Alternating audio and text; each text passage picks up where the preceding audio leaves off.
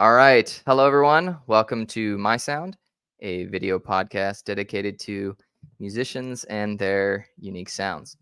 Today we have our guest, Emilio Guarino. He goes by Hot Wobble as his alias. He's an Correct. electronic musician and video designer, website designer. We're going to get into all that. So I'm excited to have him on. So welcome, Emilio. Hey, man. What's up? What's your Hey. cat's name? My cat's name.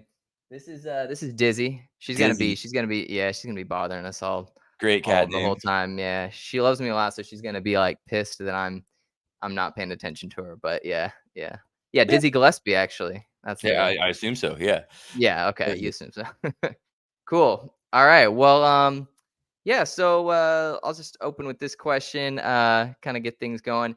Yeah. What initially drew you to music, and could you provide like a brief overview of your journey into what you do now? Oh man. Yeah, that's quite the roundabout journey. It's hard to sum it all up, I guess. But I don't know. I like a lot of people. I just grew up doing music. I was like into it as a kid. Um, Mm-hmm. playing instruments and I guess like the first exposure was probably like the school music program. And I Mm-hmm. played trumpet for, like, a week or something, not a week, but, like, very briefly and was not good at it at all, didn't like it. Trumpet's hard. Yeah, Yeah. that was, like, a complete flop, but then, found a guitar in the closet one day, Uh-huh. and my mom was cool enough to get me a couple lessons, so that kinda Oh, kicked it nice. off, and then, yeah, I kinda just grew up playing instruments, like, I Yeah. did that, and I played drums in high school, like, I did the Okay. marching band thing and, Mm-hmm. played in bands and did jazz band and blah, all that stuff, and then eventually ended up going to school for jazz bass at Rutgers University. Right. Um, so I got in there, did that thing, then that was the undergrad degree, then the overgrad, as I like to call it. I went and I studied classical music Overgrad. at Hart School. Um, I did like a master's up there and then decided that was probably enough school. And then, I finished the Heart program in like 2013. And then, yeah, Mm-hmm. I've just been a guy doing stuff in the world, I guess. Nice, Right? nice, Yeah, nice. it's like basically the shortest way I could put it. Bunch of school and then just got out and started working and tried to stay curious and learn other things along the way. And got Very cool. into like, after I got out of school, that's when I got into all the production stuff in a more serious Mm-hmm. way.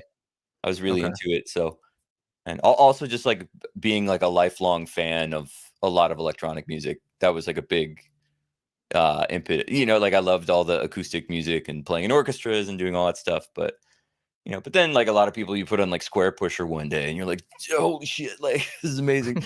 So, Changes things up a bit. yeah, so, I mean, Yeah. that's, like, a loose, Okay. abridged version of how we got here, Cool. you know? Did you speaking of Square Pusher and those artists, when did you kind of delve into that? Was there like a moment? I know for myself, it was definitely the rock, alternative rock, and then I felt like maybe someone like Nine Inch Nails was kind of like this bridge person who was like, Yeah. okay, like using some synths, like I guess, and then it was like that transition, and eventually for me, I don't know, as like 16, I think I bought Square Pusher's album or something. But I'm just curious, like was that really early on, or was that more like you were well into college when that stuff really started hitting you? No, I mean, like, in high school, I was a big Nine Inch Nails fan, so once Yeah, I could drive, like, that was, like, a, that's the pretty key. high item on the to-do list is to go see Nails live, so I, Oh, yeah. was able to do that a couple times, and then, Oh, yeah. um, yeah, that was super but then also, like, one thing that was interesting about Nine Inch Nails is, like, they're kind of like synthy people, I guess. They're in or, like, Mhm, very technology forward kind of operation that they run over there, mhm. but I got a lot of the remix albums that they put out at the time. So, Mm, like, there was interesting. one, after The Fragile came out called, like, Things Fall Apart or Falling Apart, I think. I can't remember which. Um, Mm, it's named after the book, if I remember correctly, but, yeah, a lot of the remixes were from really cool people, so then you go and get, like, the Downward Spiral remix album, and then you look up all those people, and then Oh, okay. Um, It was like a built-in playlist back then instead kind of all yeah, I mean, yeah, that's what was so cool about, about the good old days of, having to chill out $20 for a plastic disc at the mall. yeah, Um, yeah. is it Same told here. you who made the shit on the plastic disc? So, Yeah, that that's was true. cool, but yeah, like, Yeah. a good example is, like, I remember on one of those, there was an Aphex Twin, um, Yeah, he remix. did a remix. I was gonna mention that, yeah. Yeah, there was on one of the it might have been on the Downward Spiral one, but and it was I remember thinking at the time, I was like, "Oh, this is really different and kinda strange," but I liked it. And Uh-huh. then when I was in college, do you remember, like, LimeWire and all that nonsense? Yeah, yeah, it was like Kazaa was one of them. That was the one Right. I remember, but yeah, yeah, all those. So when I was in college, because people it was still in that, like, downloading music kind of time, Mhm. like, digital Mhm. downloads were still a thing. Everybody had a computer that was loaded up with, like, kinda this mishmash or whatever, and, everybody had Mhm. iPods, excuse me. Yeah. Um, Yeah, not so iPads, so th there yeah. was some way on my, like, dorm network where you could see everybody else's shared music, like, in their Yeah, I kinda recall that early on in college, yeah. right, so that was Yeah. actually a pretty big deal because, like, I remember, what's the Aphex Twin double album? It's like Drux or Drug Use or whatever it is. He had a couple, yeah, Drux and, the Selected Ambient Works I think It volume 2 wasn't was 2. I found Selected Ambient works Mhm. later, Mhm. um, but the other Yeah, one, Drugs or Druggy, Drux, I don't know if I yeah. actually know what the name is, but whatever. Yeah, who Um, knows? some not PG-13 name. Yeah. But it's the one with all those cool prepared piano things on it. Mhm. Somebody just Mixed had in with the that. just crazy drum and bass tracks, just Yeah, yeah, yeah, yeah. the mismatch of that album, yeah. Yeah, so you get, like, a nice pretty piano prepared thing, and then Mhm. just, like, crazy tracker meltdown, like, Yeah, when I yeah. loved it, and somebody's had that, so I was able to listen to a bunch of, like, adjacent people's music, or, like, Okay. um yeah, I mean, there's some people actually with some good taste on that floor, actually. There was, Yeah. that was the first time I heard, like, any Slum Village or Tribe Called Quest or, Mhm. or Dilla or, like, any of that stuff, Yeah. like Yeah, that's funny, I got into Dilla that my freshman year of college, and my roommate was just a huge fan, so that was kinda my initiation into some of that stuff, but yeah, yeah. Yeah, so but nice. anyway, so it was a nice, like, dovetail into, like, the stuff I was already into because there was, like, a couple names I had heard, but I didn't Uh-huh. really know the music or I, like, didn't know where to find it, so Mhm. yeah, so I Cool. I spent probably more time than I should have just, like, grooving on music that from somebody's computer that was just, around. I don't Yeah. know where it was coming from, but, yeah, Well, that that was was like kind of a yeah, that was kind of sorry, that was kind of a, that was a unique spot in time because it was like, on one hand, you had all this crazy access to music, but it wasn't quite as easy as now. So, like, I remember thinking freshman year of college, like, you had like, if you had somebody, a friend like that, that had just a ton of music or like a dorm room floor, I felt the need to like get as much as of it as I could because it was like the yeah. floodgates had opened. But it wasn't like now it's kind of like the rush is gone because you know that you can just go onto Spotify and get or YouTube and get anything. But I think there was that moment where it's like you had so much, but you knew that you didn't have everything. So like I don't know. That's kind of what I remember No, is no, like that's real there because yeah. that's a bigger topic, I think, because there used to be this, like, sense of urgency around acquiring music. Oh yeah. Or it's like or even then, like, if somebody had, like, something really good, you'd be like, "Yo, could I hang out? Could we, like, Yeah. do some music together?" You had a Yeah. You it had that was one just like friend that burned you CDs and, like, downloaded torrents for you. I had that friend in high school. It's just like, yeah, there was a I lot needed more emotional ups and downs to the act of acquiring music and right. being you got it's like Yeah. trying about drugs, like, not to bring that you're like, "You got some shit?" Like, Yeah.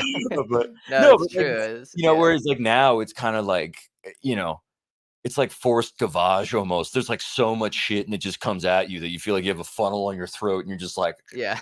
you know Yeah.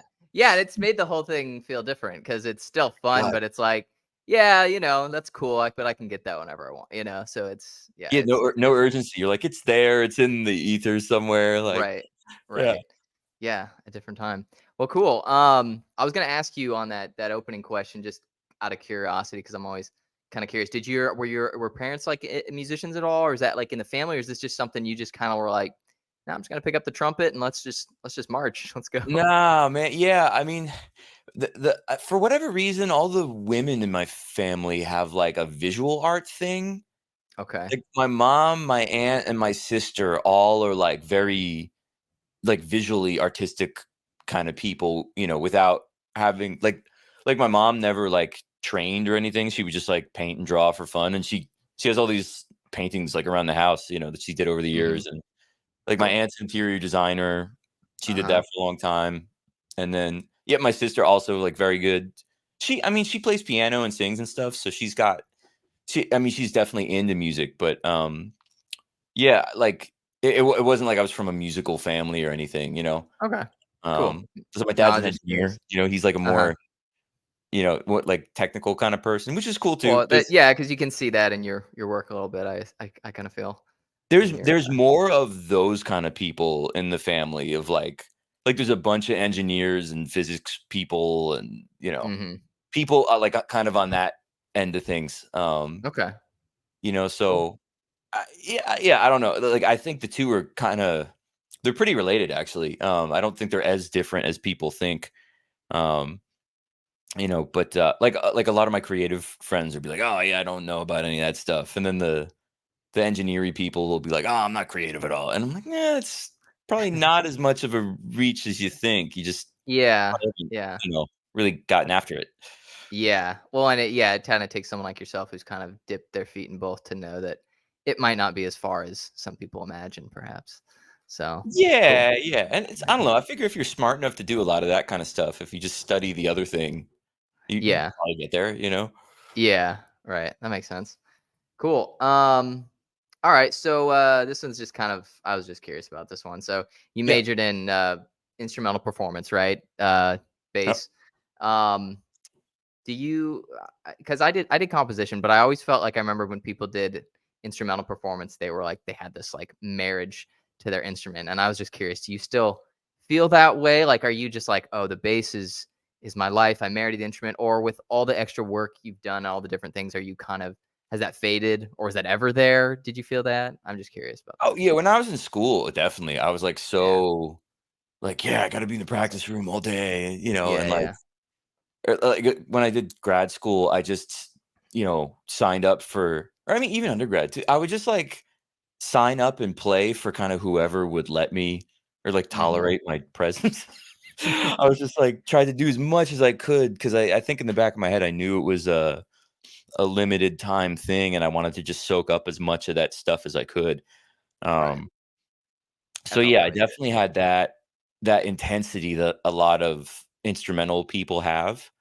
Hmm. Um, but, yeah, I mean, pretty much the whole time, like, whenever I wasn't doing that, I was still interested in the computer music thing, like, like, maybe I think when I was, like, a sophomore in college, I was trying to record stuff and it, like, wasn't going so well, and there's computer problems, and so me and a buddy, like, we tried to build I mean, we kinda did build a studio, it wasn't great, but we did it.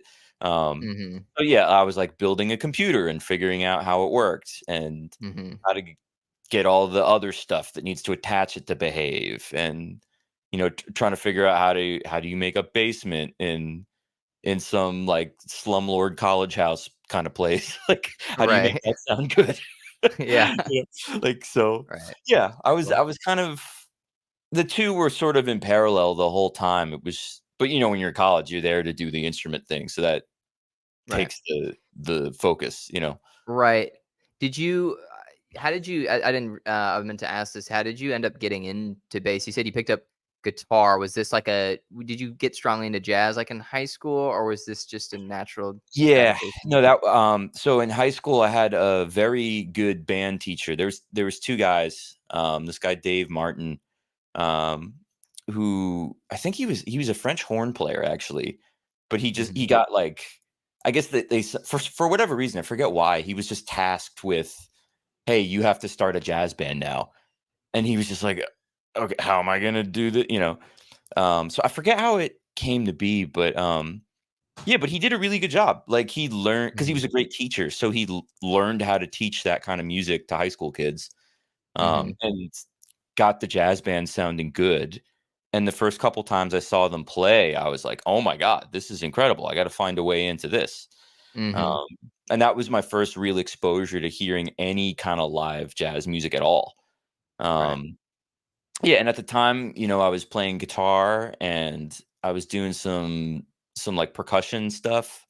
Like I Mm-hmm. said, playing in the drum line and, even taking a drum lesson here or there. Mm-hmm. Um, and but then, I guess it was kind of, for whatever reason, they were a little skittish about guitar players. Um, in that band, just because, like, I guess it was tricky to manage that with the piano player and stuff, and I don't know, whatever. Yeah. For whatever reason, but they always needed bass players, which is like the Yeah. story of the world. Right. Right. So they always needed bass players, and I think I remember, um, when I was there, it would usually wind up being like, it was like some kid who played trombone and could just read bass clef or played piano or something, and Yeah. They end up being the bassist. they would end up playing keyboard bass in the jazz band. And then, Mm-hmm. I was like, "Oh, no, I could play bass guitar, that'll probably work." So, I played bass guitar for a year, and then they had this old beat up K bass, that was just in a closet somewhere in the high school. Both of my instruments that I got serious about, what started with me finding it in closets. I didn't realize this till right now. Guitar was that way, There's yeah, but something then there you got to unpack there. yeah, but I kinda, like, tripped over this big bass in a closet one day when I was looking for something else when I was in school, and, so I started screwing around with it, and then I took it home for a summer and, again, got a couple lessons, got a Mm-hmm. name for a teacher, and that kinda thing, and, yeah, and got pretty motivated about it quickly. Okay. Something about the Cool. sound of it and the way it felt, my hands felt really good, so I was drawn to the instrument that way. Mm-hmm. Yeah, and Okay. then whatever, Nice. so I played in jazz band and, did that, Kept and going then then.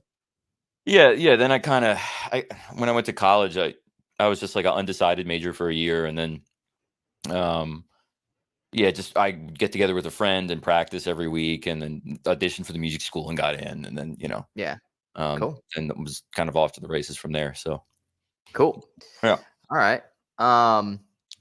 All right. So I was gonna say, you you see that transition into composition and more production creative work Yeah. after your time studying, was that just something you felt you had to do? Is it just like, oh, I'm really interested in the production side of things, I want to do this? Or was it more of a, like, you just were, I assume you weren't burned out on bass, I'm sure you were still playing a lot, but how did that kind of happen? How did you make that transition? Really, what Well, made you decide that? like I said, I was always interested in music production and really Hmm. interested in the technology and was always playing around with computers and early DAWs and that kind of thing, Yeah. and, so that was part of it. Also, the I studied with, uh, this guy, Robert Black, up at the Hart School. Oh, yeah. Well, he just passed, He right? just pat yeah, God rest his Yeah. soul, but Yeah. he was yeah, he was incredible because his whole thing was he worked with a lot of composers, and he premiered, like, I don't know how much music, Yeah. between his solo stuff and Banging a Can and, Yeah. other collaborations. So, yeah, Robert was always like he always was very encouraging of that side of things. Okay. And like I said, I showed up with an interest in it anyway. And, Yeah. um, So it was kinda built into your, it wasn't so strictly bass playing. With him, that was definitely, like, another half of the experience, and then you just kinda kept going with it. yeah, and the Uh, other thing that Robert used to talk about a lot was how, unlike a lot of other instruments like piano or violin or something, though, like, the blessing and the curse is that a lot of the big composers, that get programmed a lot in, symphony series and that kind of thing, all their big works for, like, solo instruments are written for piano or violin or, like, sure. those instruments. They kinda got all the classics, right? Um, Yeah. so with the bass, we didn't really get all that. There's no Tchaikovsky bass concerto to learn, there's That we know you know of. What's that? That we know of. No, just kidding. Yeah, right. Yes, you never know, but like, um, so because of that, um, bass players aren't as encumbered with the having to learn all this like the huge amount of repertoire. Yeah, that's a good So point. Yeah, that's same with percussion a lot of times. similar, right? So it's Yeah, like because percussion is similar because a lot of the cool like new music is written for that, you know. right, exactly, Um, yeah. yeah, so like and bass is kind of similar, I guess, is like since we don't have this mountain of standard repertoire that we have to learn. There's like a couple concertos and they're like kind of corny, like, Yeah. uh, or, Yeah, that's there's some stuff, but it's not like, you know, yeah. No, you know that's what I'm good. saying? Like, Yeah, no, it reminds me because when I went to NYU to study to do my master's, I remember that first year Steve Reich came and I actually mentioned to him I was like I'm doing I'm writing some stuff for electric bass and he was kind of like you're writing for bass like it was almost like this thing and I was like uh, even then like I was kind of like is it that crazy? But I mean, I think at least back then it was like 10 years ago now or something, but it was like, it's just it's still a fairly novel thing in a way. Like if you're going to be a composer and you're going to write for bass and make it a priority and make it a primary thing of your work. I don't think there's still a lot done in that world. the So the other thing I will say also is another interesting thing is in terms of the technology of the instrument, like even in the last, I don't know, like 30, 40 years, right? That's come a long way in terms of what they can do in terms of like instrument making and the quality of strings and, probably even like mhm. bows and that kind of stuff. Like, Yeah. um, yeah, just because it's like if you play like a bass with like an old time setup, with gut strings that are a mile high and, Hmm. the first couple times I played on one of those things, I was like, "Oh, this is almost like a different thing than what I do with steel Hmm. strings where you can get them pretty low and you still get a lot of sound and their tuning is a lot more stable and, Mm. Okay. there's less like, there's less noise from the contact against the string and that kind of thing. It's just a different kind of sound. So, of course, that's going to open up different possibilities in terms of what you can write for the instrument. Right. Or like even the technique has come such a long way, like with just different players who've kind of pushed things further, and really, Okay. yeah, it's Yeah. shit. Even like basses themselves, like you have somebody like Edgar Meyer who plays on this tiny, tiny bass, in sort of a funky tuning with solo strings and like low action, So you Hmm. go and play on something with that kind of setup, and then you go play something that's set up for orchestra playing, where it's like this picnic table size thing with super high action and like Hmm. different string situation, and again you're like this is almost a different instrument. It's the tuning is Yeah. common, but Yeah. the scale's different, like even the Right. tuning isn't the same, in some situations. uh, Yeah. yeah, Interesting. so Yeah. it's So like that okay. Yeah. it's So all the over the instruments come. place. So I guess Yeah. it's like, Well, it sounds like it's come a long way, so making it change things up. So, yeah, um, cool. So, okay. So you've getting into some different things. I know that you've delved into a lot of work uh, with video and some yeah. website development too. Um, what prompted this expansion? Are you just finding more opportunities in that domain, or is this another thing that you were just curious to kind of scratch that itch? It's both. I'm curious about that stuff. Um, it's some of it's interesting to me. A big part of it is also just like paying bills, to be honest, because Hmm. it's like I had a phase where I was like just saying yes to anything that came in the door, gig wise. Um, and sort of, I guess I proved to myself I was like, okay, I can make a living playing the bass. But I Hmm. wasn't super into a lot of the stuff I was doing because I had to just take everything that came in the door, Hmm. everything from like playing electric bass in a wedding band to like regional orchestra gigs to playing in pits to cocktail hour stuff to just all the things. Hmm.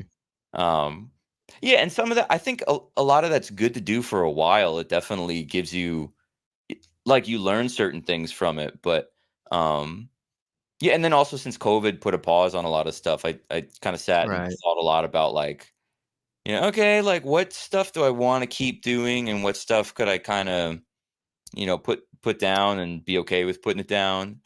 Okay. Um, so I mean, kind of getting back to what you were talking about earlier, like I'm more interested now in working on bass stuff that's like, to serve like either a project I'm involved in or just my own curiosity in pursuing something. Um, Mhm. so that's most of like the playing I'm doing right now is like I'm involved in a couple projects that I'm pretty into, and then or really into, I should say. So with good people who are, I think, musically on the same page, which is hard to find. Um, Mhm. and those are going to go where they go. Like, maybe that ends up paying some bills, maybe it doesn't, and if it Mhm. doesn't, I'm cool with that. I'm more just creatively interested in that stuff right now. Right. Um, and just like open to like letting it do what it's gonna do. Um, Mhm. in terms of Well, that, but yeah, and yeah, then yeah. otherwise, I'm just working on things that are I'm curious and learning about and pursuing. Um, and more to serve like the compositional side of things lately. Um, so yeah, it's not so much just about like proving that like, okay, I can survive on the street here. Like Mhm. I sort of I did that and I was like, okay, I can do it. Great. Mhm. Yeah. uh, I don't, Yeah. I'm trying to make sure that I'm doing the stuff on terms that I feel good about and that feel like authentic, not something that I'm doing just to do.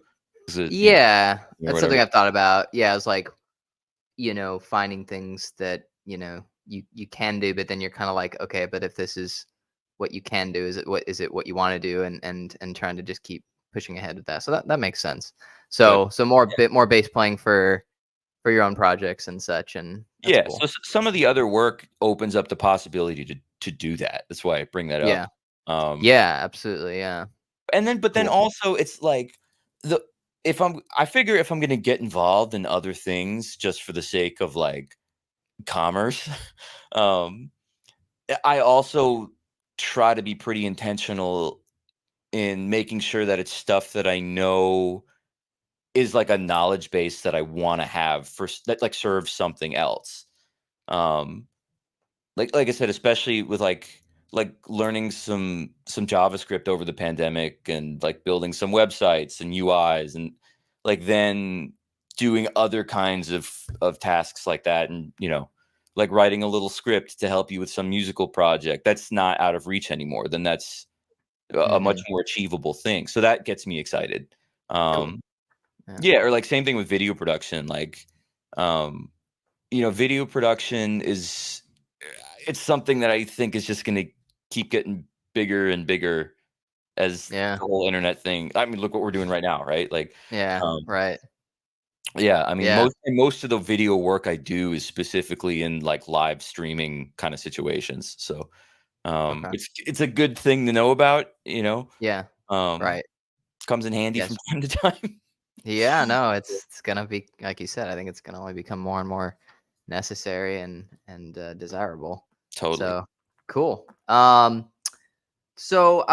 well, this kind of actually leads into this next question, and looking over these questions, I'm kind of like, okay, I hope it doesn't come off as too morbid or pessimistic, but it's just kind of the nature of some of the stuff I stumbled upon. But Yeah.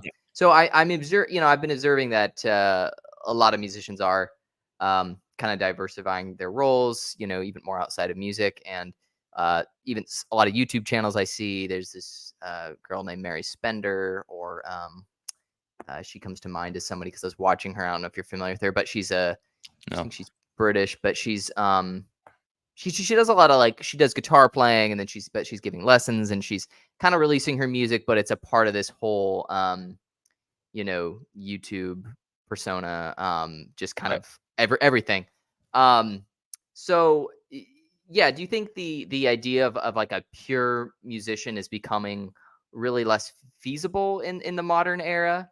Um, with with with everything going on, and I mean, not that I'm not saying it's good or bad. I'm just curious if your take on it is like, is the idea of like someone just trying to be a pure musician almost like a thing of the past? Is it almost necessary to have to wear these multiple hats to really to get anywhere and be be an artist in that way?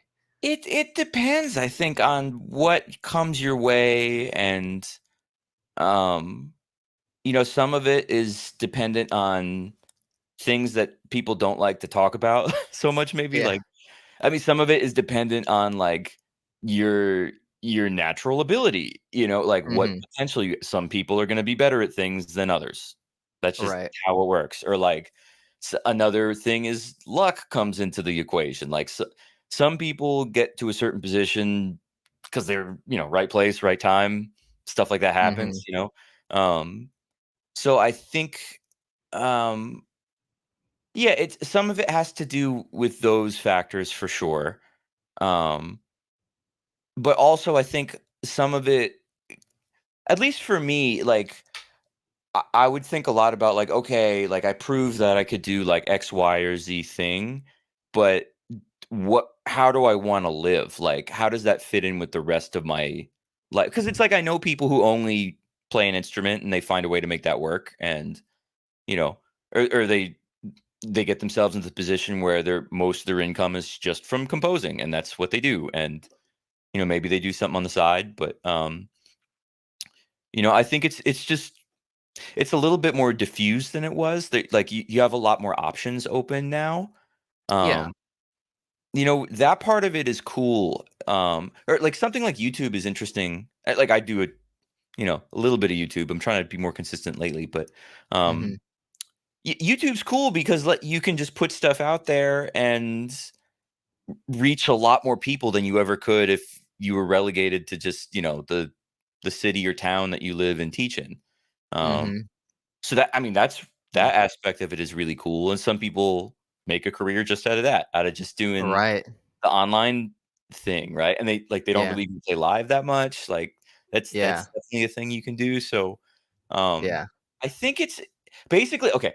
This is a good way to put it is it's rather than concern myself with like, okay, oh, this is the pure musician dying out. I just look at the whole thing as a choose your own adventure game, Hmm. um, where you just have to ask yourself, okay, what do I want to do?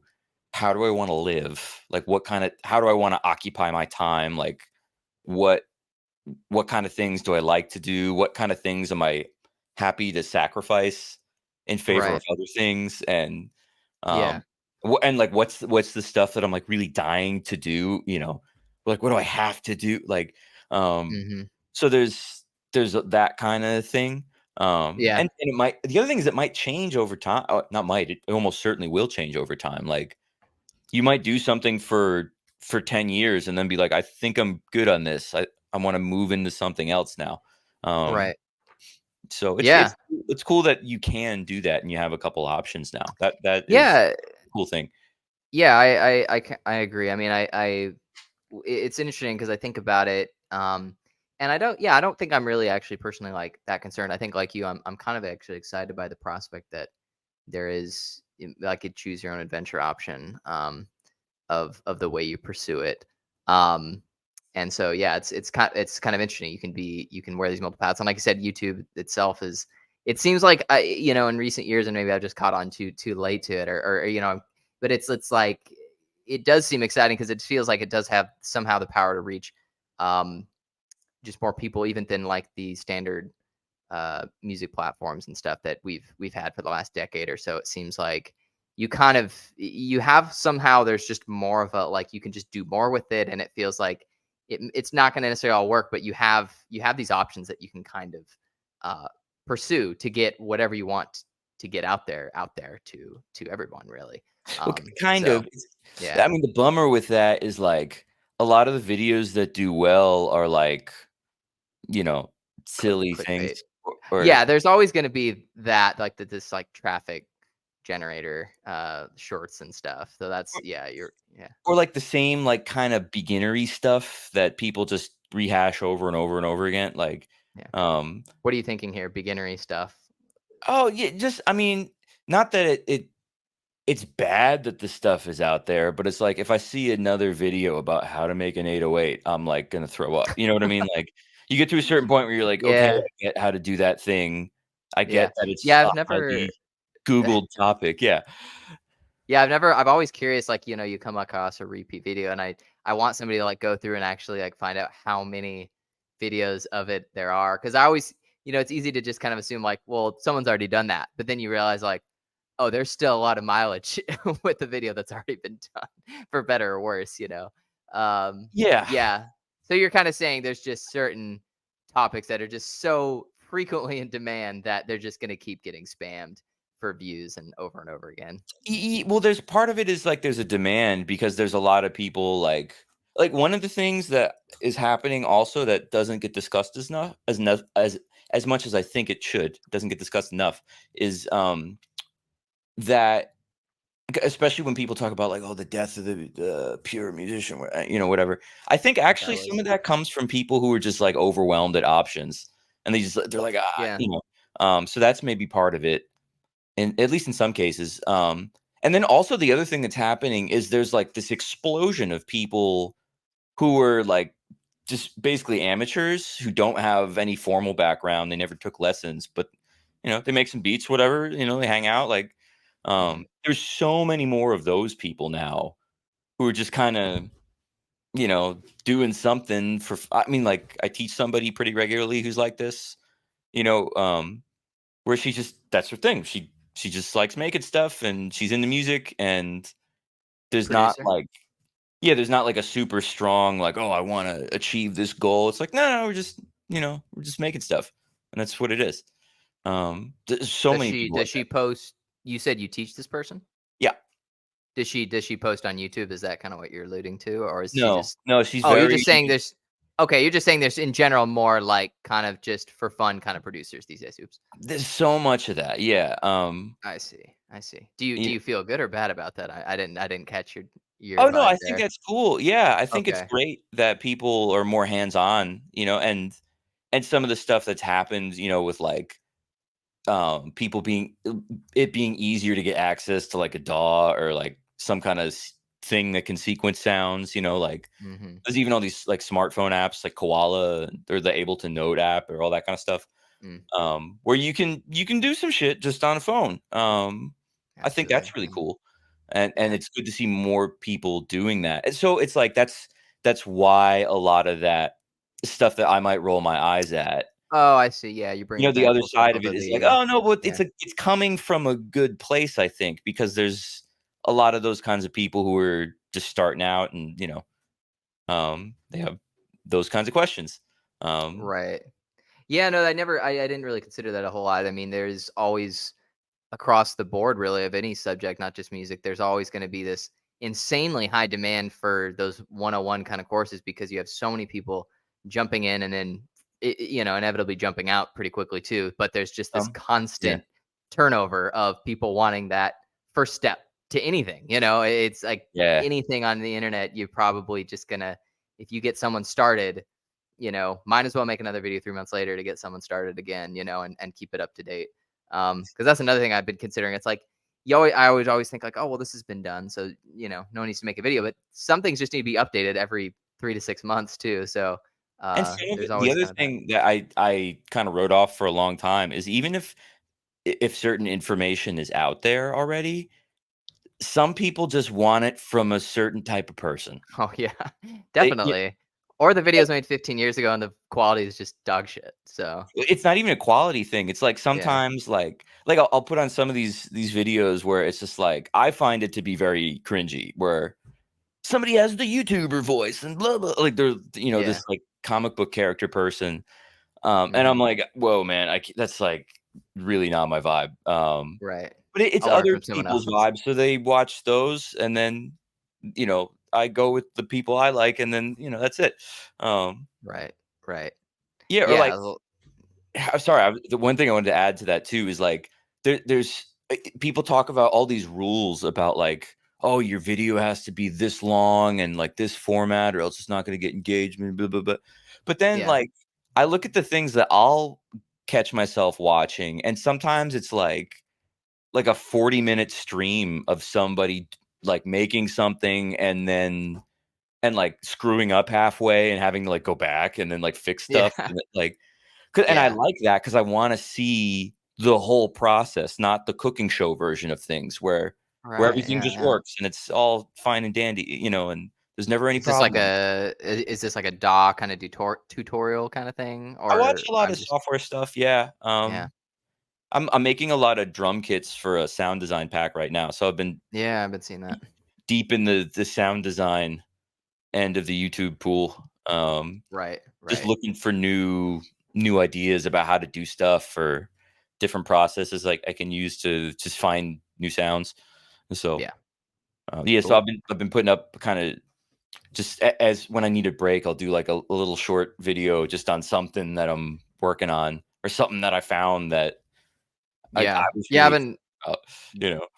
yeah, yeah, I've been noticing those. I'm trying to do that more myself. Just, it's just like just kind of document whatever you're working on in the moment, and it might have some life to it.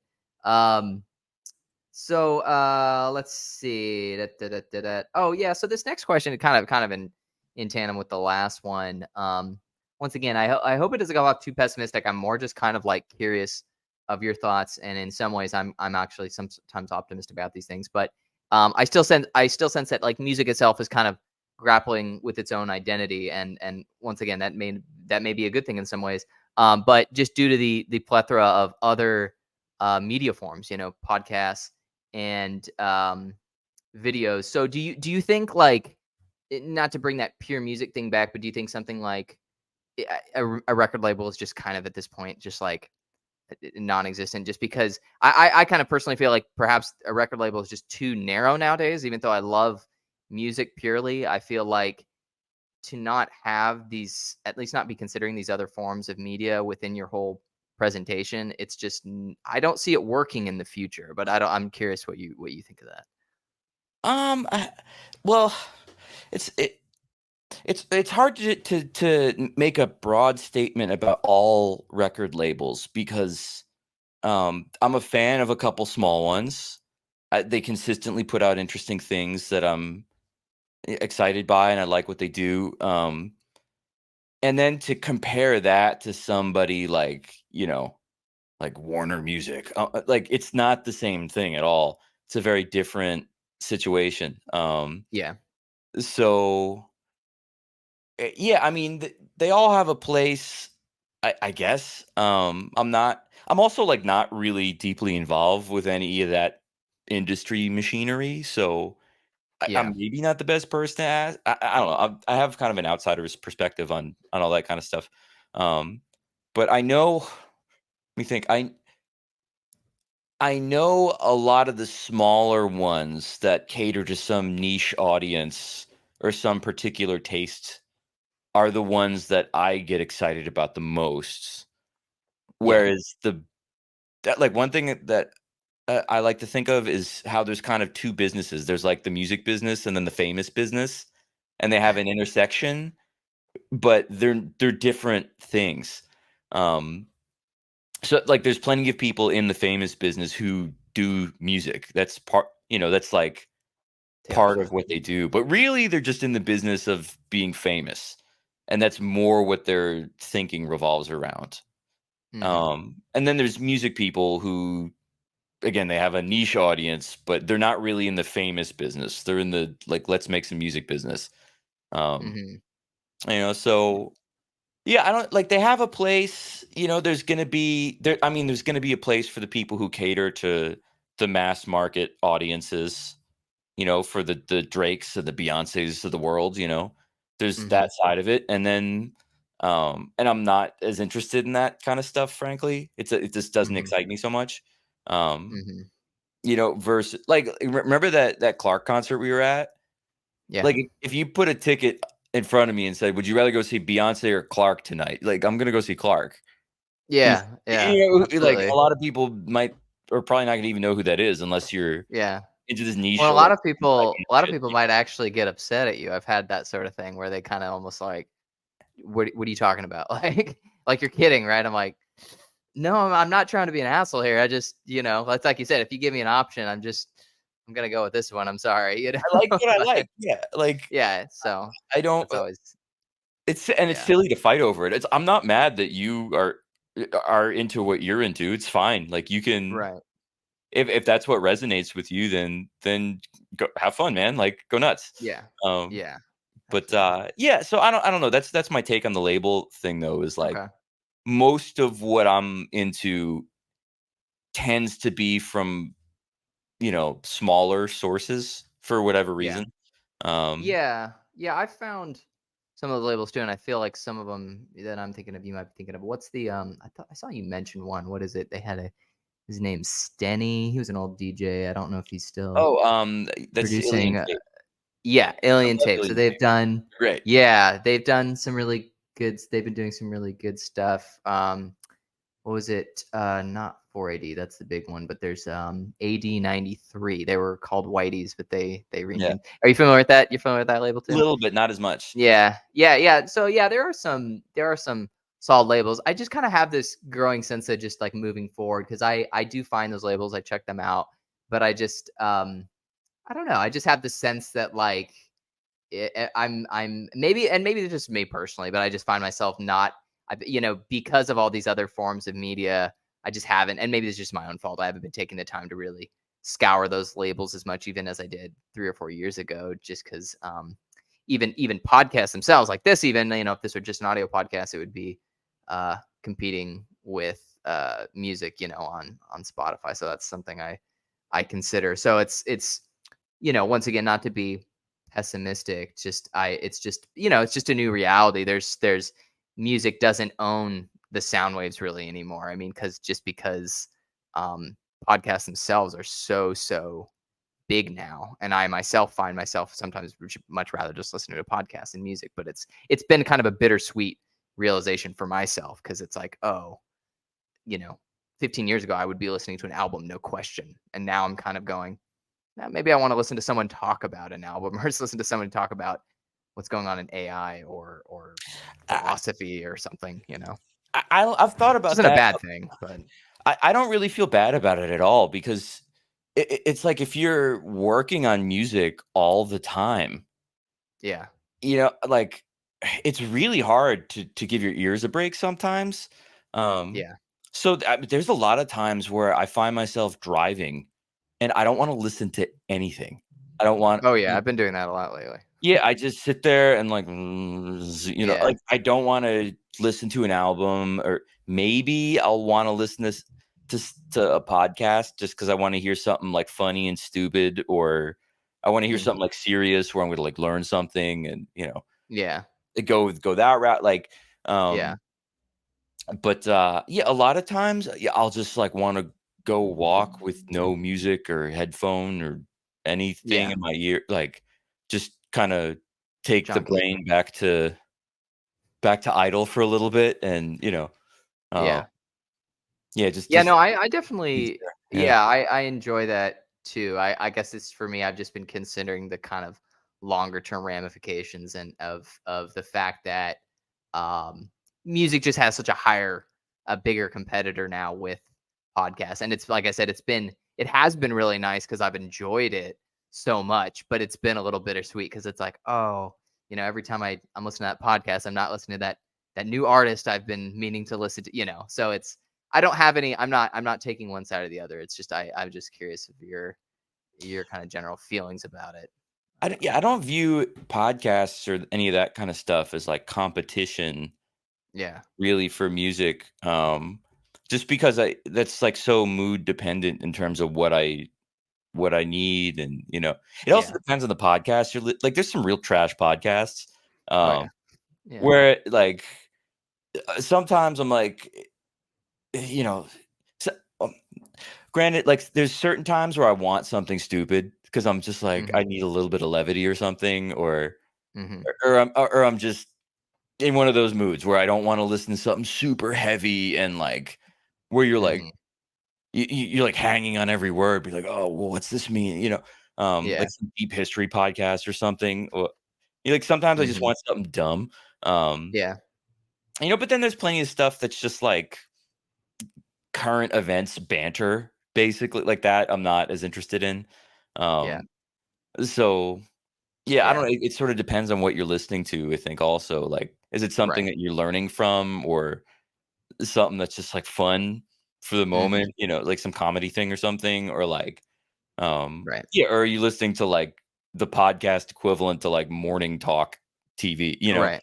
There's Yeah. there's all of that and Yeah. much more. That's a good point. I mean, in some ways, we've swapped out maybe podcasts to some degree, but it's TV for most of us is not a part of our lives anymore, other than like Netflix and stuff, which still is a large part for a lot of people. But like, Yeah. yeah, it's funny to think like growing up. I mean, we had those, or I had those morning talk show TVs in my mom's kitchen or whatever, and it was just kind of a part of life, and they're not anymore for me, and I assume even a lot of families these days. That's probably not a part of their system anymore.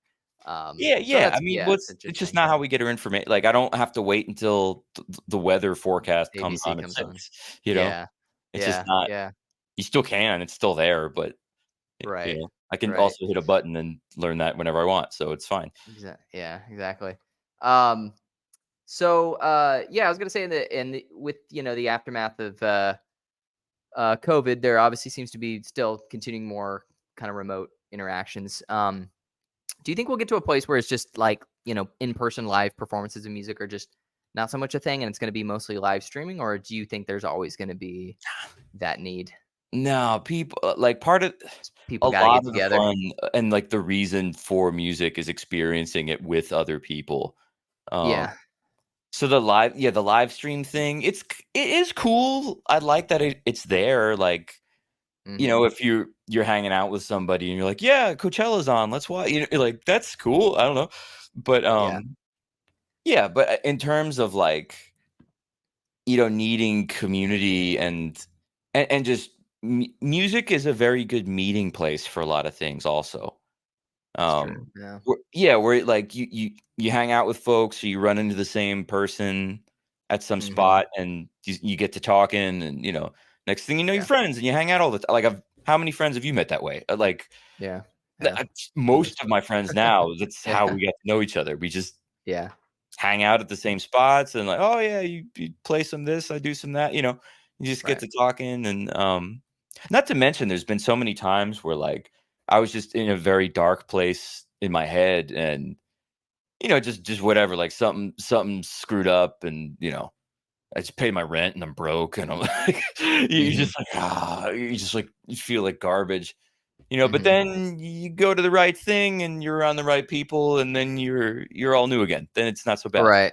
It Yeah. it it Yeah. it Yeah. soothes We your kind of soul. chat about that. Yeah. Just like you feeling that even when you're I don't think playing that's the shows, that live feeling stream. of, yeah, no, you're probably right. Yeah. You need to be around I, people. yeah, that's true. There's a community factor that's always going to be there. Yeah. Um, so, yeah, so this is a little different. Mhm. You mentioned sound packs and whatnot, and so there's I know that your portfolio extends to like sound design and those sort of things. And I've been watching some of your content on this topic. Yeah, I was just curious. Do you want to share about that? Is this yeah, just kind of how that came about, or I'm just kind of curious myself because I've kind of looked into that stuff a little bit, but I've never actually dove into it. And maybe like just the process of it, maybe how long it takes. I know you sell these. Has it been something lucrative for you, or is it more of a passion thing? So yeah, I'm just curious on your thoughts about that or your I experience. I mean, I sell a little bit. It's not like I'm really working hard now to try to get some more momentum. I have a Hmm. website called glitchmagic.com where Oh I'm yeah, I saw that. Yeah. building these things. Yeah. Um, and that was just an idea that I'd been throwing around like for a while.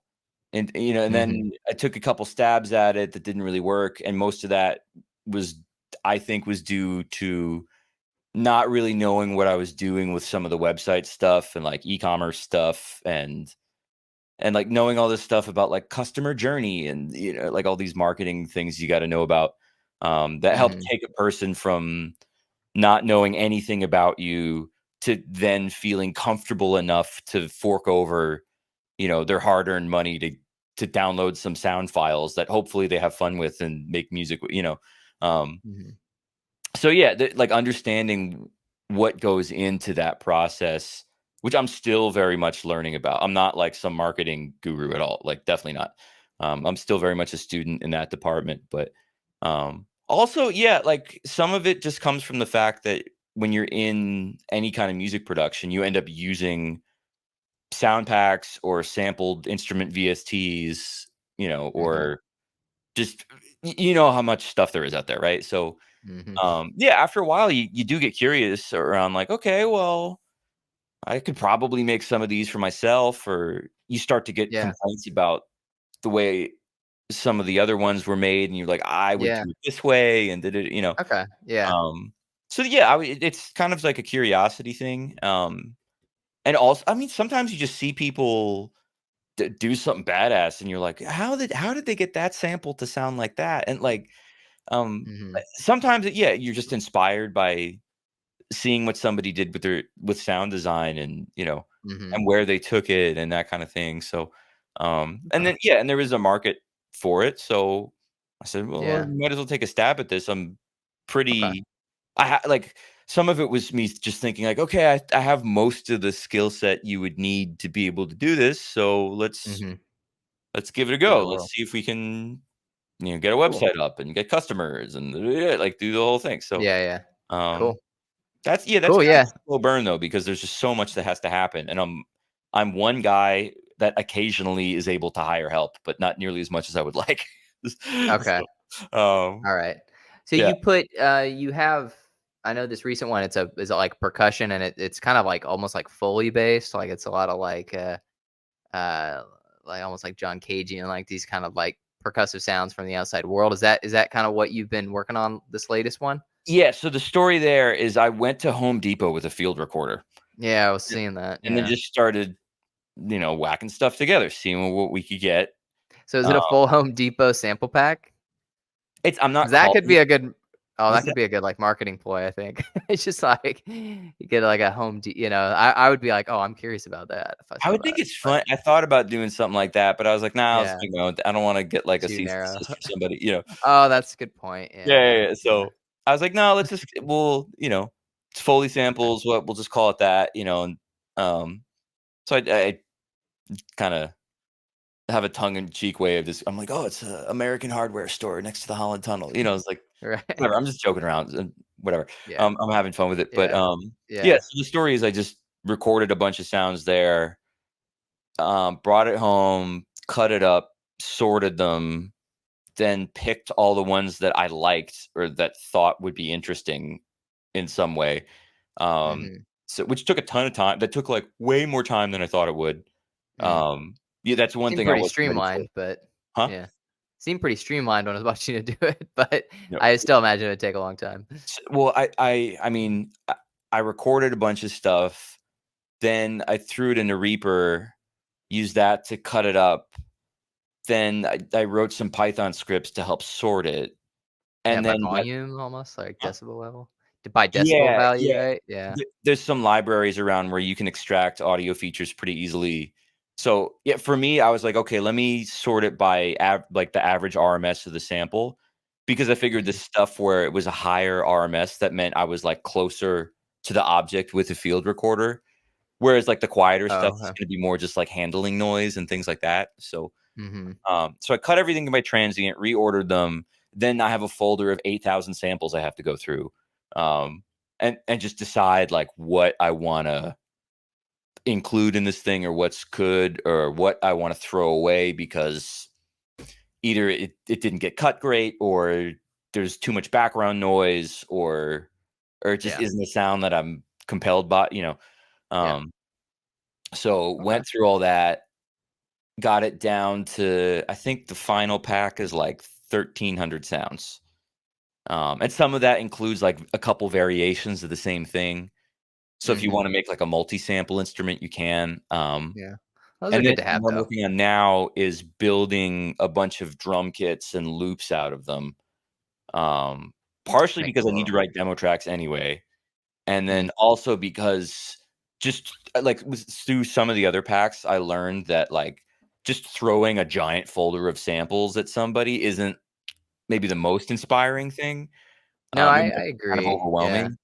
I Yeah. did another one of synth samples that's, it's like a big, huge thing full of sounds, and I did it organized by key. So there's like an F Mhm. minor folder, and then like a B flat folder, and then like a C, Yeah, you know. that Um, makes sense, yeah. yeah, and then inside of each one, there's like one shot samples that you can string together. There's loops. Um, so I organized that one that way. But for this one, I said, you know what? It would be good if I could put out something that's a playable instrument that you can like immediately just open up and start doing stuff with no work. Mhm. Like Right. it should be fun right away. So Yeah. No, um, it's yeah, I think it's a good idea. It's funny because when I started in production, I always felt like, "Oh, I have to, like, choose all these sounds by hand," but the ironic thing is almost like the more comfortable you get at doing what you're doing, the more comfortable you get with taking certain shortcuts just to save you time. Like, I often now will open just, like, a drum kit in my DAW because, sure, I know that I'm just choosing 10 samples and they're all going together, but it's like, if one doesn't go together, I'll just swap it out for something. It's like I used to kinda handpick each sample I wanted to use, and now it's just like the faster the better for me. And then it's just like, and I use presets a lot more now because it's oh just yeah. like you could just it just is quicker. And if you know how to get around it, you don't have to feel bad about using a preset if you're able to change into what you want. So yeah, Yeah, I think having pre-made stuff like that is super good for anybody, like an experienced producer and a total beginner. So I think so. I mean, I never felt bad about that. Like I had what was it, a Spanish teacher back in high school who like she always had some joke where she'd be like, "Yeah, if you're trying to make tacos, you don't have to grow your own corn. Like it's fine." She's like, "It's yeah, fine to yeah. use things that somebody helped you with." Yeah, totally. Um, Well, and some of it's just that early artist probably since I had when I was like 22, it's just like I gotta like everything's gotta be extracted from, the purest source. And then you keep going, you're like, no, it doesn't. Like this doesn't matter. So depends what you it's want to just do. gonna Oh, yeah, and it depends what you want to do. Yeah.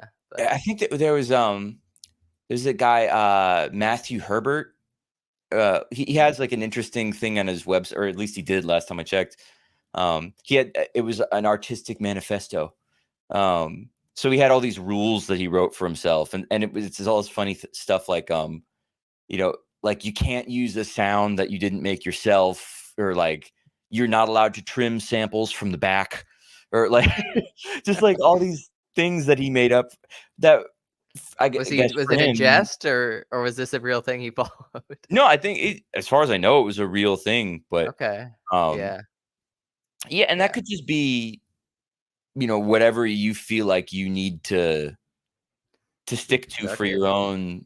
purposes at the moment. Like, because it's like, okay, maybe you're burnt out on always using other people's samples, Sure. and or like me, you just wanted to try your hand at making some of your own and seeing where that takes you. So Hmm. then it would make sense to be like, okay, I'm not going to use any other sample packs. I'm just going to use my stuff, and then that's it. And we just see where that gets us.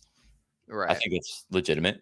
Why not? Yeah. Depends Yeah, where you're at. any system you wanna put yourself in can have utility. It's like, I've had those moments still where it's I'm gonna use only my own sounds and ideas, and then it's almost just like I'll do the opposite, and just use strictly pre-used materials or, samples. Or there's this, of Patton, the DJ producer? Mhm.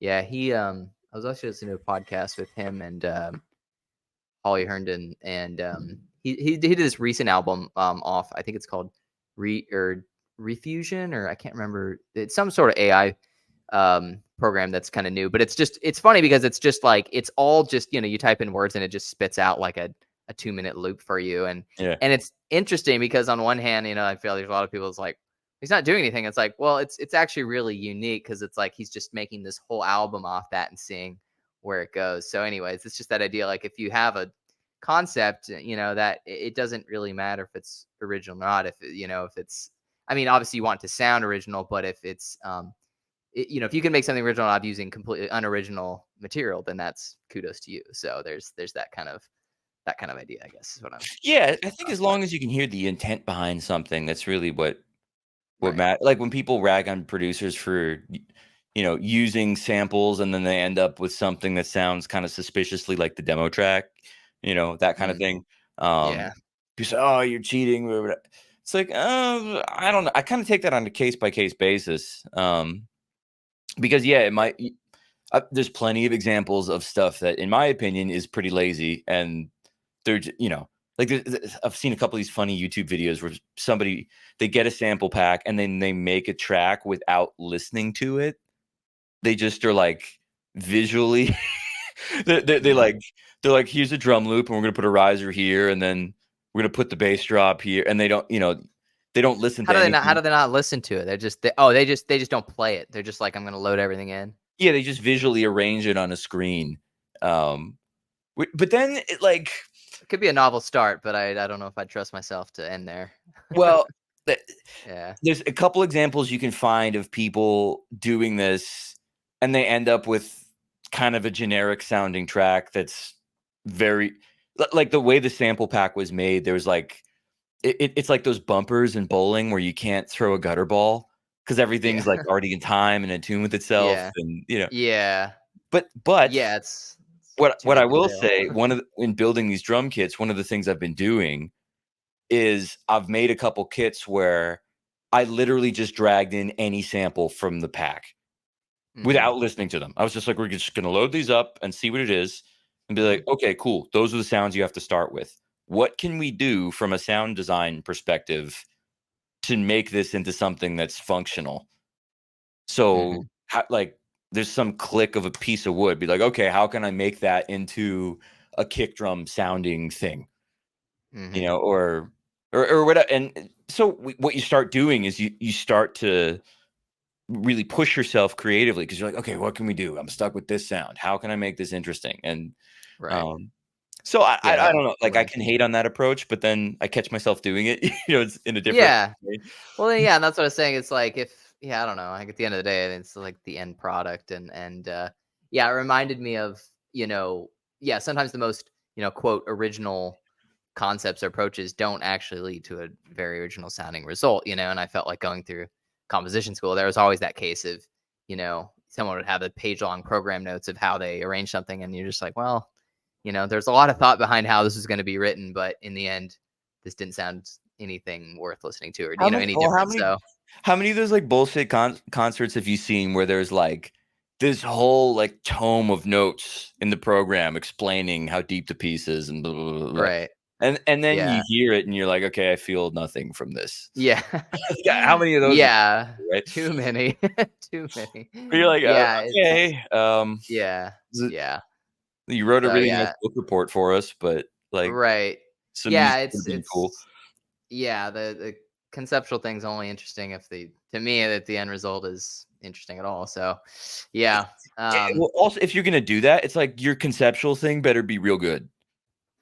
It Yeah, better it's be real gotta good. it's like the only way you can get away with it is if it's just so fucking good that someone reads your program notes and are like, I saw what you did here and it's not Whoa. very good, but it can go, it can really go somewhere. But like, how Yeah. often does that happen? Like, very rarely. So, but Yeah. I guess occasionally somebody's like really onto something and they just didn't get it right. They didn't have the ability to really turn into something amazing, and someone else has to. I say Um, this, and I also don't wanna be too judgy either because, yeah, like, especially in school, because 'cause you're like, "Okay, this is somebody who's trying to figure out stuff, and they're yeah, try young, and something they're new. experimenting with ideas." So, okay, like, if Yeah. you're gonna do a cringy concert like that, school is probably the place to do it, you know? It's, Yeah. like, No, better. that's true, like, might as well get it out during there because yeah, it's just expected.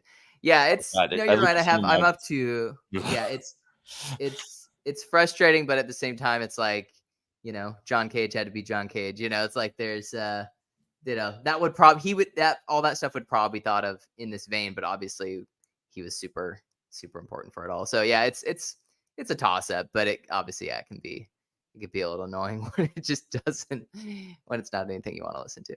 Yeah, yeah, But exactly. yeah.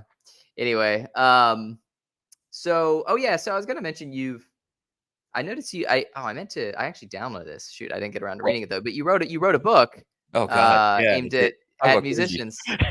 What's that? Do you To not want talk to bring about this cringy. up? Yeah.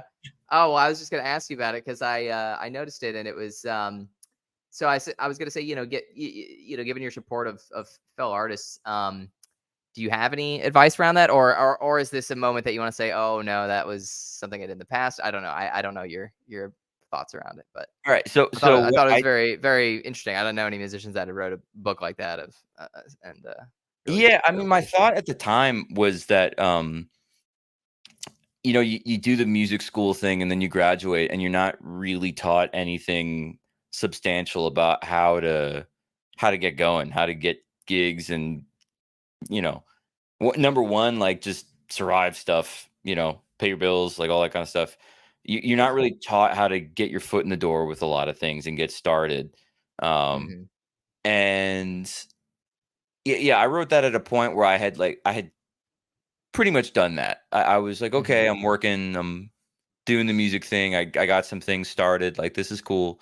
Um, but I'm sure if I go back and read that, even though it wasn't that long ago, I'm gonna, you know, have plenty of facepalm moments where I'm like, oh god, just because you get a little bit older and then you move on from Yeah. things. So even Yeah. like a couple years later, I think I might have done that when I was like 27 or 28, something like that.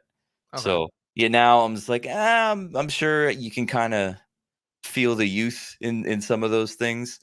Um, Mhm.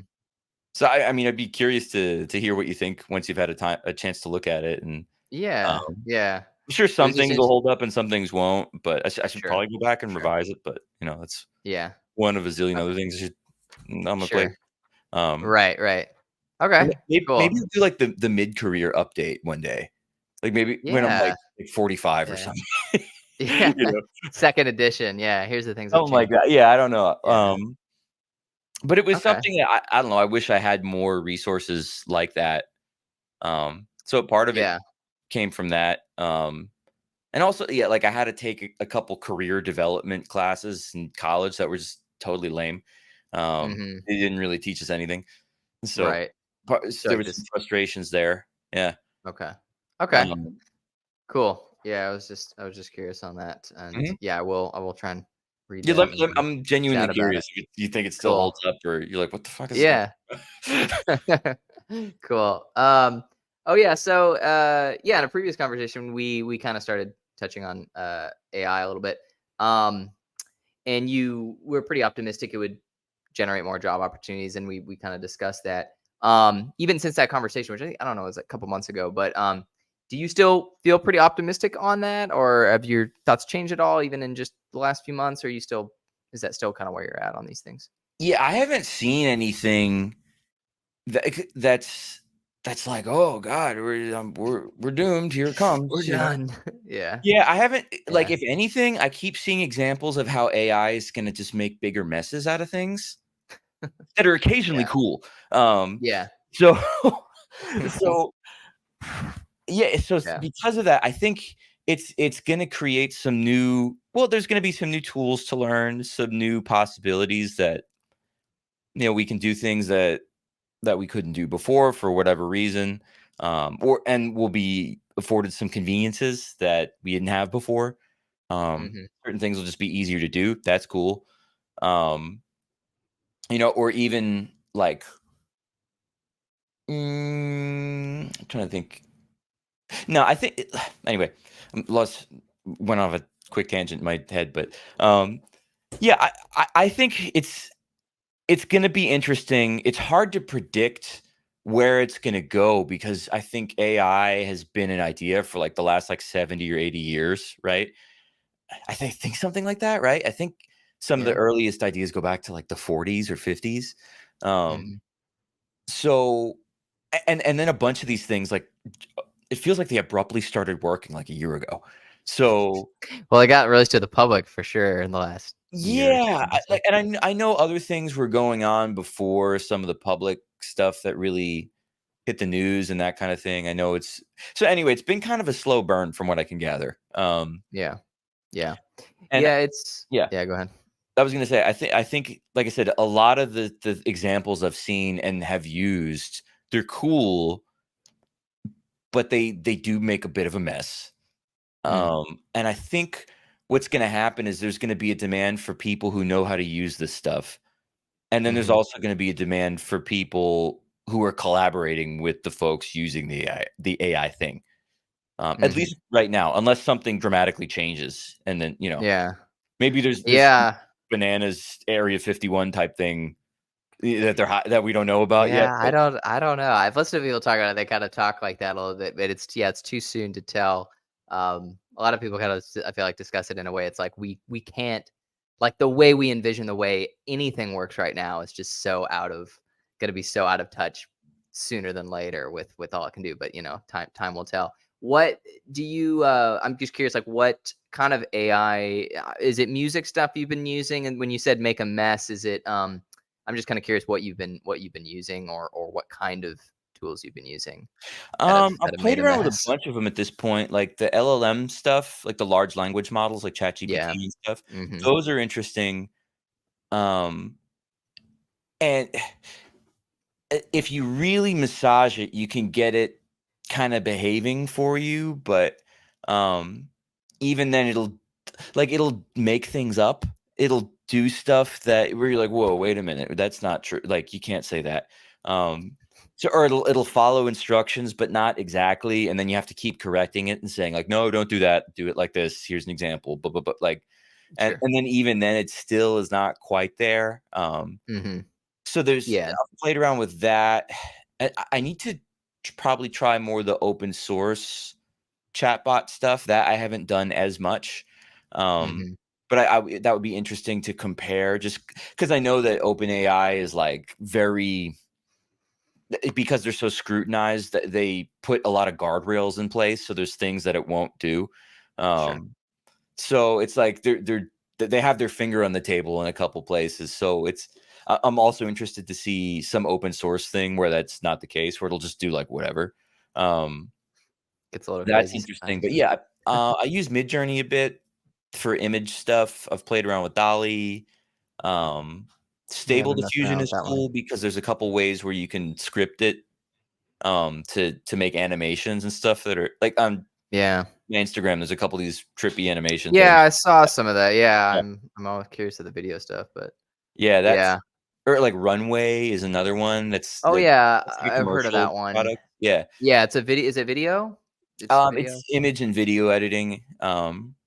Yeah. But even then, like, those are some of the things sort of marketed as like AI. Look at our AI, it's so artificial and intelligent. Like, but then there's just the stuff that's like built into Photoshop or DaVinci Resolve or Mm, um, or like yeah. I think both Resolve and Premiere have a audio to text editor now. It's in the Mm, beta versions, I believe, where you can take like this podcast and instead of having to edit like a waveform like you would see in a DAW, you can just see a text readout of what was said and it transcribes it. Then if you want to take out all the ums and uhs and whatever, you can just right. highlight the word and delete it and it gets rid of it from the audio. That's, you know, Yeah. that so Yeah, I've that heard of some of that that kind of stuff stuff with, like, is DaVinci. Yeah. sorry, what Yeah. was that? Oh, I was talking to somebody about this. Yeah, with, like, DaVinci, there's some new add-ons that do that sort of thing. Yeah. It's Cool. mostly in the I think the newer in Adobe Land, it's in the beta versions of the stuff for right Mm, now, and Resolve, I forget what version that it's included in, but, yeah. yeah, I've played around with a couple of them, for different things. I haven't a lot of the music ones I've played with, I'm not super impressed by. Um, there's one called, Dance Diffusion that, is on my to-do list to get into, where you Mhm. can that one's cool because you can do things like you can give it a folder of samples and train the model on that, and then say, "Make more sounds like this." Mhm. So that's interesting to me, or, like, Yeah. I would be interested to do something like give it, like, a folder full of bass lines. Say, "Okay, make Mhm. stuff like this," and just see what that Yeah. does. Um Yeah. Yeah, these ones that kinda train off the sounds are kinda interesting. It's funny because like, I think my initial instinct, like a lot of people, when you think of AI and music, you're like, "Oh, the robots are gonna write our music," and you're not really considering all these other options. Like, I was using one, it's called Nuotone, and, I don't know that um one. What does it do? yeah, it was so it's essentially it's like timbre shifting, so, like, um it's been trained on certain sounds, so, like, it's got, like, choir sounds, and I guess there's, like, violin sounds, and there are drum sounds, and you can kinda do whatever, but it's trained, like, off the timbral, quality of the sound, and so if you if I put, like, say, or let's say we take like a bass line of yours, we chuck it into a DAW, and then we apply this effect. It will actually, if you take the dial up, like, the wet scale up on the timbre shifting, and maybe take it down on the bass, you're gonna actually the bass will start to sound like a violin. So it's like it Oh, actually okay. uses the Yeah. bass sound as its source sound, and then it turns into this other thing. So I think that could be really cool, especially because it Yeah. doesn't it's not something that feels like it's not generating the music per se, but it's to me, it's like opening up this whole world of processing, because it's just like, instead of thinking in terms of like I could add reverb, or I could add a flanger, compressor. It's like, oh, I could add a choir, but you're not adding a choir. You're adding the quality of a choir to whatever sound you're using or something. And so I've been messing with that, and I've been having some pretty interesting results. But that's just kind of one of the only ones I've really messed around with so far. There's a couple others, but I Mm. just thought, oh wow, that's interesting. It's not the AI is not writing the music for me, but it's the AI has trained on all these sounds that have now allowed me to put all these new effects onto the sounds I use. So I'm kind of, at the moment, I'm just excited by what it can kind of add to what I'm doing, rather than full stop just replacing the process or writing all the music for me, that sort of thing. Yeah, I haven't Um, seen anything that I was super impressed by in terms of AI Full on, music. Yeah, like in terms of yeah, like spitting out a whole track. yeah, Um, I've seen a yeah. I messed couple around with it things too. where I was like, that kind of caught my attention. I said, "Whoa, what is it? This is different." But then Mhm. you dig, and it always is the same thing. Like, at least for now, you get into, okay, how did they actually do this? And then it turns out, oh well, it's like something like, oh, we just generated all of the MIDI notes with an AI, and then we put it into this conventional sampler instrument, and so I'm like, Yeah, okay, so there was still a lot of human yeah, hands-on. yeah, Yeah, like I haven't heard something that generates like I mean, there's a couple things that I've heard that do generate like a complete track, and um, but generally it either errs on the side of being really messy, and or like there's a lot of noise that's still in there. It's not that clean yet. And yeah, then on the other side, there's a couple commercial products that are pretty generic, and they're pretty guardrailed, so they can't really stray yeah, too far out of things. So, um, yeah, yeah, and then yeah, yeah,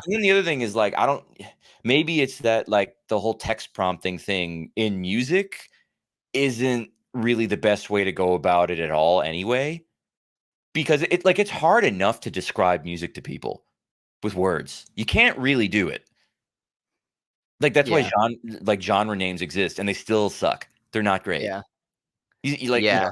you tell people, "Oh, I'm into jazz, but kinda like this," and it's like, well, that doesn't I don't really have an understanding of what that is until I go hear that thing where I'm Right. like, "How do I understand this?" You say, "Oh, go listen to this guy, then you'll know."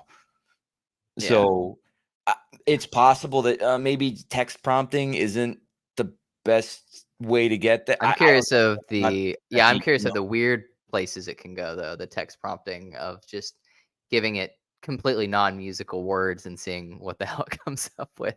I've heard of some people doing stuff like that, but I mean, yeah, that's interesting, yeah, like, I yeah, think a lot of the creatively fruitful territory with this stuff is always gonna be at the boundaries and, like, the imperfections. That's how it always works, mhm, right? mhm, It's like, yeah, that's why, we have things like distorted guitars and fuzz pedals, and mhm. because what was Yeah, like, yeah, it's stuff that was bad, some artistic person just rolled with and said, right. "No, no, no, we're gonna this is the shit, like, this is what it's Yeah, gonna." I think it's in some ways an exciting moment. I think there's a lot of people really trying hard to get it as real and accurate as possible, but in this moment, Yeah. avant-garde kind of artists are having a field day, because there are no rules at this point. There are and even the people that want it to behave perfectly don't know how to get it to behave perfectly. So there's so many things that could happen right now, and eventually it might get a little streamlined more into to producing what we want it to produce. But I think in the moment it's a bit of just it's the Wild West. It's just like you don't know what you're gonna get. So I like I've it. been kind of excited just by Yeah. that aspect alone. But cool. So yeah, I think yeah, that kind of that hits it. I was gonna this is just a more personal question on an introspective note. Yeah. Would you consider yourself a spiritual individual, and has this influenced your work in any way? Um, I'm not like a crystal person. But yeah, I mean, um, I do have that component to my personality for sure. Um, Mhm. I think humans are just wired for it, whether we want to be or not. And if you don't Yeah, find some outlet for it, i- like your brain will just find something to latch onto, um, right. in that department. So I don't think you're given a choice if you're going to be like spiritual or religious. You will be. It's just a question of What do you choose? regarding what. Um, Yeah. so just because it's like that, that's it's just in us as creatures. It's part Yeah, of what we used to survive for so long that whether it's real or not, or all that stuff, it's yeah, like you don't get a choice. I personally do right. think it is part of reality. So like there's a great Miroslav Vitas quote where he's like, he's talking about playing music, and he's like, it's like you're communicating with the universe, and I really think Mhm, that's true. Um, mhm, I do think you're part of the magic of it, and why it's so hard to describe is because you are tapping into some kind of greater thing. Um, mhm. whether Transcendental, yeah. yeah, like yeah, music is fundamentally a spiritual thing, I think. Um, Mhm. and that's why it doesn't work so great over a live stream, and it's better when you're in a room full of Yeah. people and Yeah, that's a good all, point, all that yeah. kind of stuff. So, Yeah. um, Alright, yeah, I cool. think that's whether people want to admit it or not, like, even if you feel like it's a little silly to say, or you're embarrassed by it or something, Yeah, because I've definitely talked to folks who feel that way. Um, yeah, I still think you can't really escape that component of it. Um, yeah. I tend to agree with that, yeah. Alright. and I'd rather have that be like my spiritual connection rather than like, you see a lot of what I would consider, I guess, religious or spiritual like behavior, but around like really stupid things. Like Mhm. politics. People get Yeah, so ramped up about some of that stuff, and mhm. um, Becomes a little cultish at times, yeah. yeah, I think more than Religious. ever, it's important to learn about like, about that kind of cult like behavior and how it kind of hijacks our religious and spiritual impulses. Um, Mhm. Yeah, and Yeah. that's the only explanation I could come up with why otherwise pretty intelligent people get roped into wacky things like this, is Mhm. because we just have this inclination in us, and which I don't know, I guess Right. that's kind of a controversial statement. Plenty of people won't agree with me on that, but that's my opinion. And Okay. I'm willing to revise it if I see something to the contrary, or somebody can Yeah. convince me. But I that's something I see, and I think the whole music thing is, if you do it long enough, you have to reckon with the fact that you're tapped into those kinds of things. Yeah, for sure. Cool. Alright, well, I do remembered, What I else you guess got? my final question I usually wrap up with is, Yeah. what are you, listening to currently? Is there anything that you're excited about? And it doesn't have to be new, just if there's any, and it doesn't have to be in the last couple weeks, but just an album or artist, or could be anything. I'm just always curious what people are, like, gotten their Discman these days. Well, the last thing I really got hip to, I guess the guy's name was, was it Rodney Scott? I think that's the dude. I heard about this guy recently. He he was like an early electronic music composer, and I guess he had some hand in doing like a lot of sound effects for like cartoons and stuff like that. Things that we all knew, from popular Mhm. culture and that kind of thing. But yeah, I looked him up uh, like a couple days ago. I think I heard him on like another podcast somewhere. But I wasn't really hip to him. I Oh, hope I okay. have the name right. Hopefully I didn't screw that up. Maybe I did. Whatever. Rodney Scott. Okay. Yeah. So I yeah, this is like just a couple days ago. I was getting into that music. Um, Mhm. and then who else? What else is a good one that I've been bumping lately? This isn't really like an album that I've been into, but there's a guy on YouTube called Ned Rush who I just was put onto. He does a lot of really cool Ableton sound design stuff. Okay. Um, he does a lot of those videos I was talking about where it's just 40 minutes of him making something and like bumping into stuff, and you Right. know. So Okay. yeah, that's been pretty cool. Then I found an album of Messiaen's music of Mm. all like on Martineau kind of stuff. Some ensemble that does that. That was another recent discovery that's super beautiful. Um, Messiaen, what was the work of him? Because I'm somewhat familiar with his work. I'd have to What look it up. you don't remember it? Oh, okay. I've listened Let to me his organ works. I know those are kinda interesting, but Yeah, yeah. this is some ensemble that's it's all like electronic instruments. Mm. Oh yeah, I've been listening to this guy Deft. He has an album with another guy named Lewis James who I'm pretty into. That's all this like trippy bass music, like electronic-y kind of stuff. Alright. Um, Deft, Deft? yeah, there's an album. Let me see if I can find the album here. Yeah, I grabbed a single called Teleporter by Deft and Lewis James. It's pretty sick. Okay. Um, there's that, and then yeah, Raymond Scott, of course. Oh, and then also my buddy Latif put me onto this album called The Detroit Experiment. That's incredible. Not nearly listened to as much as it should be. Um, Is it a Detroit techno or something different? no, it's like jazz. It's really good. Okay, okay. Um, The Detroit Experiment. yeah, there's that. And then what else? Oh, the last Black Milk album is fantastic. It's called Everybody Good. Okay. Can't recommend no, like no skips for me. No, s Just alright. excellent, top to bottom. Um, Okay. But yeah, so yeah, that's like the stuff I've like been put onto recently. I forgot what I can't find this messy and I was listening to. No, that's all good. That's all good. You given plenty of recs here, so I'm excited to check all these out. So yeah. Let me Was it see. what is his preludes? Those are pretty big. No, I can't Messiaen. remember the name. I'm like, uh, I remember the album cover and I like Spotify'd it, and even though they feel dirty whenever I use Spotify, but I still have it. Yeah. Oh yeah. It's that thing. Can't get away. Oh god damn it, I hate it, but it's just like Yeah. it is good if you want to look something up real quick. But Yeah. I don't know, I also try to buy stuff because I don't like seeing musicians be poor. Yeah. Yeah. Yeah. Yeah, I was watching a video on Ben Jordan, talking about, this New York Times reporter that just kinda, like, scammed, like, 400 and something musicians. I was like, "Oh, man, this is Wait, what'd he depressing." do? Not Ben Jordan, but he did a video on a New York Times He writer would that do a video about somehow that. Yeah, yeah. yeah, he somehow roped, like, 450 musicians into, like, being a collaborator with him to, like, promote his book, but in essence, he just gained royalties on 450 different artists on Spotify because he was, like, the sole, like, owner of the royalties. So he's like, if you go onto his Spotify profile, he's actually got, like, a quarter million, like, listeners, and he's, like, not a musician, and it's just like, "Oh, man, this is this is my depressing moment of the day today." But Yeah, anyways, it's sorry, that's gross. tangent Yeah. there, but yeah. Yeah, things yeah, anyway. But you said you didn't find that No, Messiaen I thing, can't find the so album.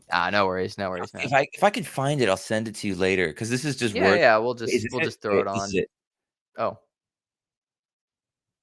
It's I have terrible French pronunciation. It's Le Fête de Bellevue no, I don't know that one. Ensemble de on de Ensemble de On de Montreal.